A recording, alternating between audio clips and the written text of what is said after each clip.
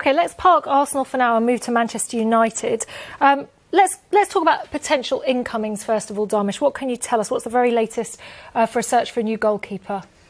Yeah, this one is turning into a bit of a saga, but it looks like it's getting closer. United remaining hopeful they can come to a compromise with Inter Milan over a fee for their goalkeeper, Andre Onana, and of course the structure of that deal as well. Positive talks, we are told, have been continuing throughout the whole of this week. In an ideal scenario, Manchester United would want to get this deal done before they go on their tour of the United States, to have Andre Onana in that squad. The deal, we must re-emphasise here, is being pushed by the manager Erik ten Hag.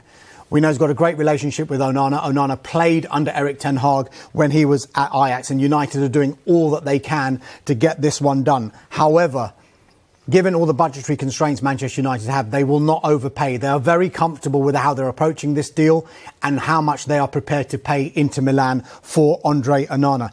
And it should also be noted, we saw a soundbite from Simone Inzaghi earlier on today, the Inter Milan manager, and he actually said that the club would actually need to sell players before they can bring players in. And we know that there's this much publicised pursuit of Romelu Lukaku, which is kind of falling short of Chelsea's valuation. I just wonder whether they need to get a deal done for Onana before they can fully pursue the deal for Romelu Lukaku. But as far as Manchester United are concerned, they are very encouraged by Onana's desire to come to Old Trafford, and I think that is something that's very, very important to Erik ten Hag. Personal terms not expected to be a problem, but if they can't get this deal over the line, they've still got options in the goalkeeping department. Tom Heaton's just signed a new contract, and of course Dean Henderson has returned from his loan at Nottingham Forest. However, if on the flip side, and what they hope will happen is that Andre Onana does arrive at Old Trafford, then I think they will sanction the reopening of talks with Nottingham Forest for a permanent move for Dean Henderson back to the City Ground. OK, you called the goalkeeping situation a saga. I just wonder if some Manchester United fans will be getting a little bit more concerned about the striking situation, which doesn't seem to be a saga at the moment. It just seems to be a bit of nothing. Look, the search for a number 9 seems to have been the primary focus throughout this transfer window.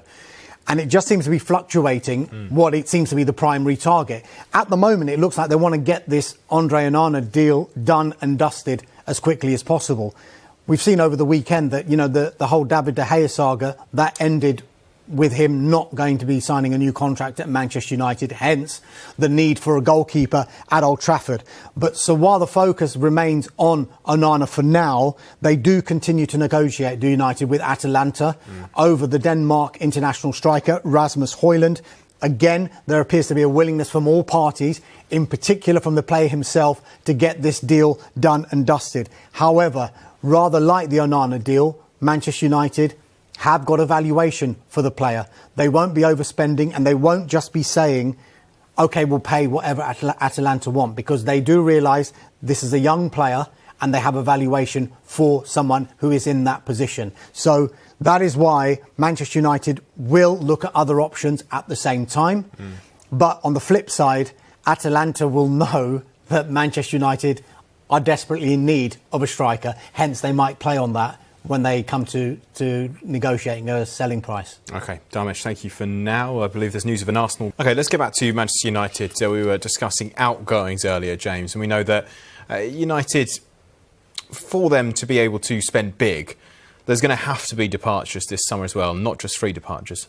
Yeah, we've discussed how this is a difficult window for Manchester United because of financial constraints, also financial fair play rules as well. But we do know if they sell well this summer, then they have real potential to boost the amount of money that they can spend on improving their squad. But recent history will tell us that Manchester United haven't necessarily done this very well in recent history. If we look at what happened since Sir Alex Ferguson retired in 2013, here are some of the deals, the biggest deals that Manchester United have done when it comes to outgoings. When you look at that list, Daniel James, the only player they actually got a significant profit on, and the likes of Lukaku and Di Maria, they sold at a fairly significant loss as well. So Manchester United simply cannot afford that this season, rather than letting players go for cheap or potentially for free, which we've seen in the last 10 years as well. It's quite remarkable, the list of players who have left for free in the last 10 years. United may argue, when you look at the likes of Juan Mata, Nemanja Matic and David De Gea, that they've had good value from their players when you consider the length of time at the club, the amount they've featured for them and the amount they've won. But Paul Pogba there, 93.25 million. He left the club twice for free. To not recoup a single penny from the players that you see listed on the screen there is very poor business, and they'll hope not to repeat that in the future when it comes to this window and future windows as well. Yeah. Darmish, that graphic is quite alarming if you're a Manchester United fan. Do you think that the multiple managers that we've seen has contributed to seeing so many players leave on transfer? I think it is a contributory factor. We've discussed this many times on the transfer show about what's happened to Manchester United since Sir Alex Ferguson retired in 2013. The selection of the managers hasn't necessarily been a common thread that's gone through the football club with regard to the managers and the sporting directors, because clubs at the moment, the sporting director comes in, don't they? And they decide, right, this is the direction we want to go in. This is the manager we want to recruit, and it's got to be conducive to the way we want to play. And so we're going to buy players that are going to be conducive to the way we play. So that if the manager doesn't work and the results aren't great, if the manager goes, they'll just bring in another manager who they feel will be able to work with the players that are there. Whereas I think United did it almost the opposite way. They decided, right, David Moyes is almost like a replica of Ferguson, or he could be. So let's bring him in. That didn't work. Oh, what should we do? Let's bring in Louis van Gaal. He's been there and done it. That didn't work. Oh, Jose Mourinho, he's been there, won everything. Let's bring him in. That didn't happen. But what happened every time these new managers came in, they spent lots of money, and the next manager didn't necessarily like those players, and so they had to keep overhauling that squad. Now they've got to the point where I think they really thought about how they were going to decide on their new manager with Erik ten Hag, and they went through a proper due diligence process on exactly how they were going to choose the manager, exactly how they wanted to play. And what's happened? Well, let's see, we've only been there for one season, of course, but a trophy has come in for Manchester United under Erik ten Hag, and he's qualified them for the Champions League. So far, the recruitment has been, admittedly, players that Erik ten Hag has really focused on himself, but it's also been conducive to the way that he wants to play and how Manchester United want to play. Yeah, some clever signings as well, including the likes of Casemiro, of course, had such a big impact last season. Right, guys, thank you very much for now. Plenty more to come, though, on the transfer show. News from West Ham as David Moyes. First show. Well, Chelsea have been very busy as we expected this month. So we've got a couple of players to update.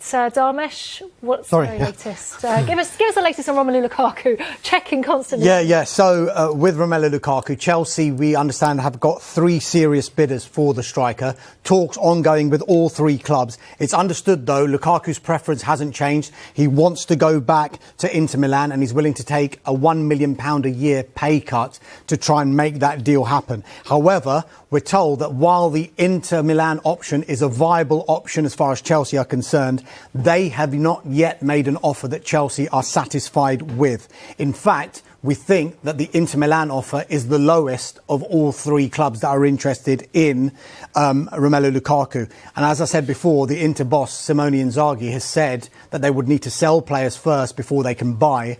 Hence why, if there is a small gap between what Chelsea would want and what Inter are prepared to pay, maybe the Andre Onana deal, if that can get over the line, would give them those funds to be able to go and buy Romelu Lukaku. Juventus, we're told, have also held talks, and Al Hilal, surprise, surprise, again, a Saudi Arabian club, wants to bring in Romelu Lukaku as well. OK, once those funds do come in to Chelsea, how likely are they to spend it on Moises Caicedo?